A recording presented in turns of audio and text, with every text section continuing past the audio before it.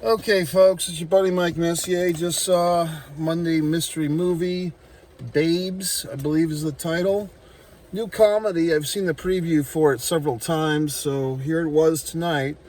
If you haven't experienced this situation, folks, basically you pay $5, AMC, movie theaters. I think Regal does this. Cinemark's getting in on the act.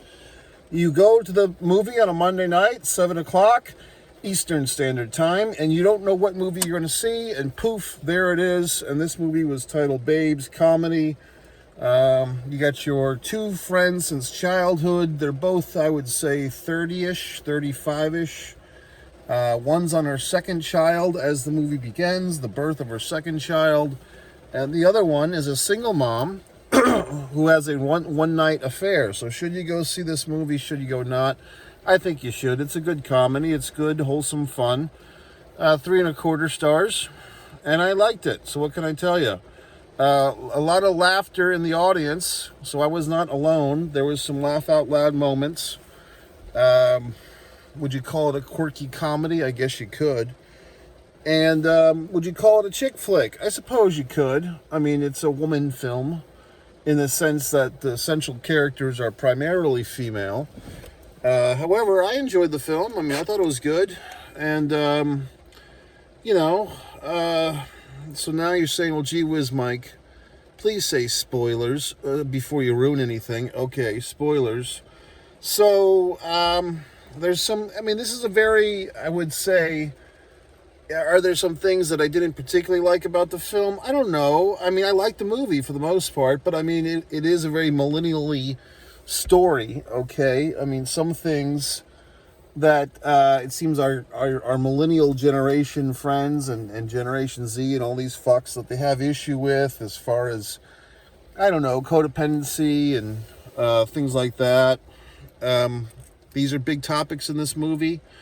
Some of the jargon, I don't think all women do this, but the two women, the two primary friends of this movie, kind of Eden and the other lady, they kind of speak their girl speak like there's a scene you probably saw in the previews where they're both calling each other bitch back and forth. Biatch, bitch, bitch. Like it's, all their friends.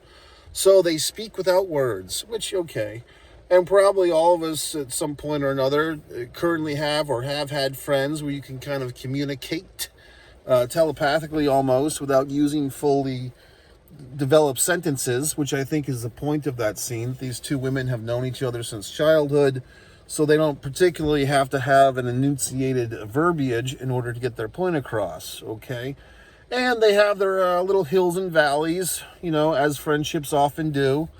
People's agendas goes in different ways, and then what is friendship and what is loyalty and all that stuff. So, I mean, I thought this movie was good. Also, when the movie started, and I did not know as the movie was starting, I was proud of myself, by the way, because I did some last-minute manipulations. Apparently, these Monday mystery movies are so popular that this particular theater has now put them on 2 screens, which I think was kind of a new thing.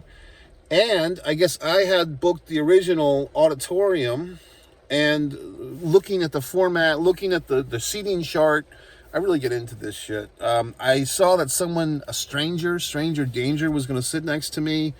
The theater that I was in, I guess, was the first one that was, booked, and it was all packed full of assholes. And then the second auditorium looked a lot less packed and also a bigger auditorium, which probably means a bigger screen. So, this afternoon, 4 or 5 hours before showtime, I switched my fucking reservation. I canceled my original reservation. I went back into the system, the AMC app, and I got a different seat in the different auditorium because I wanted more elbow space. And it all worked out fantastically. Also, my arrival time at the theater couldn't have been better. Typically, these AMC theaters give you 20 minutes of previews and shenanigans before showtime. However, I have noticed a disturbing trend with these Monday mystery movies. They don't typically have quite as many previews as a regular scheduled screening, right? So that being the case, I got to the theater. I was able to get a little exercise in, get a bite to eat, and make the scheduled showtime about 10 minutes late. I was in the auditorium. However, I still had a preview or so of enjoyment and Nicole Kidman walking around, so I saw everything that I needed. I'm not really a previews guy. I used to be like that. Like, I used to have to see all the previews. Now I see so many goddamn movies that I kind of see enough previews regardless of what I do. But the point is, I did not miss a moment of this film. And when this film began, all the opening shots of New York City, which, you know, I mean, I have mixed feelings about New York City. Nice place to visit, wouldn't want to live there, to summarize. Too many people, quite honestly. Not the quality of people, just the amount. It's just too confined for a big person like myself. But basically, the movie started and I thought, I was like, oh my God, is this like a Woody Allen comeback film? Like, Woody Allen, I mean, he's been bescooched, he's been banished, he's been pharaohed, he's his fucking stepson or whatever the fuck, they're all out to get him. His career is over. And I'm thinking, looking at the way this movie starts, it feels all these establishing shots of the New York City in the fall, as it's the opening of the movie's Thanksgiving Day. I'm like, oh boy, this is a Woody Allen comeback film. Well, it's not. It's a female director. I think her name was, I want to say Pamela or some such thing, or Paula.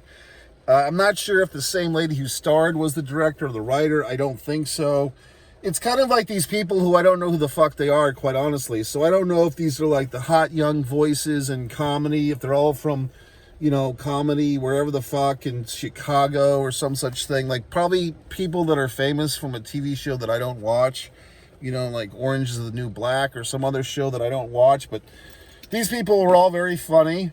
And you have kind of like the dynamic of, I don't want to say Laurel and Hardy. That's a little bit basic, you know, like the big and tall friend and the short, petite friend or some such thing. But you kind of have that dynamic. The Earth Mother friend, she's got the two kids. She's got the kind of, I don't want to say simp husband, but kind of the simp husband. You know, like that's one character in this movie, if you've seen it at this point, I would maybe tweak a little bit. I thought the husband character, like if there was ever a chance in this movie to kind of have a character who was a little less fucking understanding, and maybe just for the point of making conflict in a film, not to say that all men are assholes or whatever the fuck, but just to have like some dynamics here, because I did feel at times there was a little bit of a lack of conflict in this movie. Yes, it's a comedy, and yes, we're not talking about nuclear war. We're just talking about people getting older and having kids and all these responsibilities and yada yada, fucka. But I thought there could be a little more conflict, and maybe that husband character could have provided some of that. Maybe, I mean, I guess the biggest conflict, and like I said, spoilers, is that Claude, the father of this child, is deceased. He dies, but even like the way that they kind of announced his death was kind of interesting. These twin sex, you know, fucking disease test guys, you might have seen that in the preview. They kind of just offhandedly mentioned that our Claude there has died. And then I've talked about this in other film reviews, when like a character typically at the end of the movie is like having like that, they're looking off into the distance and they're thinking about all these wonderful and magical things or eventful things that happened in their lives, which just happen to be in the movie. And so as an audience, we get a little clue into their brain because we get to see the fucking flashback montage of things we've seen for the last hour and a half or 2 hours in the movie. And I find that to be a very trite, very simpleton way of doing things. Well, this movie does it like within the first 25 minutes. Because as soon as our heroine there, Eden, finds out that Claude is deceased, she has like these flashbacks to their one-night stand that produced this child inside her womb. And it's like, oh wow, we're already doing that? We're already having like the fucking flashback montage 25 minutes into this movie? So that would be my, you know, artistic thing I didn't particularly care for. Like I said, we could have had a little more antagonism. I mean, the two women having a fight, just about boundaries and about who's family and who's not. It was a funny scene when Eden says, like, she's ripping on the woman. She's like, I've known you twice as long as your husband. And, you know, Timothy, your 2-year-old son, I've known you longer than him. And Madeline, her new ass, like the infant child of this woman. That was a very funny thing. People in the auditorium were laughing. Like I said, there was some laugh out loud moments here. So I can't really argue with this film. I mean, for what it is, it's the millennial generation, whatever the fuck's, millennials coming of age, having children, dealing with the anguish, all that horse shit. I thought it was good. I mean, you know, and some of these fine folks who've been making these wonderful comments, I mean, I'm not going to ignore your fucking comments, but I will say, some of you are like, well, can't you just go to the movie and enjoy it? Well, shit for brains. If you've been watching my goddamn reviews, I give most films 3 stars or more out of 5. But if I don't like something, whether it's Dune 2 or whatever the fuck, I will tell you about it. But this one, for what it is, and I tend, you know, in full disclosure, I tend to like movies that are self-contained, that don't need a goddamn tree of sequels, okay? Or, oh, you need to jump into this fucking universe. It's a little bit, it's like, that's when you get into marketing and advertising, folks. That's when you get hooked like a fish to see all these goddamn movies. But for this, I like movies that are self-contained. Here's your 90-minute slice of life of these people in New York City. Here's their relationships. Here's their horse shit. I like that. Okay, I don't need a whole fucking web of films, okay? It's too much. And it's marketing, your marks, if you just sign on for watching all these movies that just, you have to watch 20 movies to enjoy one of them. I mean, you're the fucking mark, not me, okay? So in any goddamn event, I like this film, Babes, whatever the fuck. Would I go see it again? I don't think so. But if it came on the screen, I would watch it. You know what I mean? It's kind of like several years ago, maybe 10 or 12. There was a movie called This Is 40 that was funny. That actress, Emily Mann, is that her name? Or Mann or something? She's married to the Judd Apatow guy. I didn't really like her until I saw that movie, This Is 40. But this kind of reminded me of that. So this is a good movie. So I would say go see it. Or don't. But I would say if you're thinking about seeing it, it is funny. If you're thinking, well, I don't think I'd like that movie, you just might. That's it. Mike Messier. Go to MikeMessier.com. Subscribe to all my things. You can stand me on social. You can buy a book, for Christ's sakes. That might be nice. Also, the new merchandise store on Spreadshirt or Spreadshop.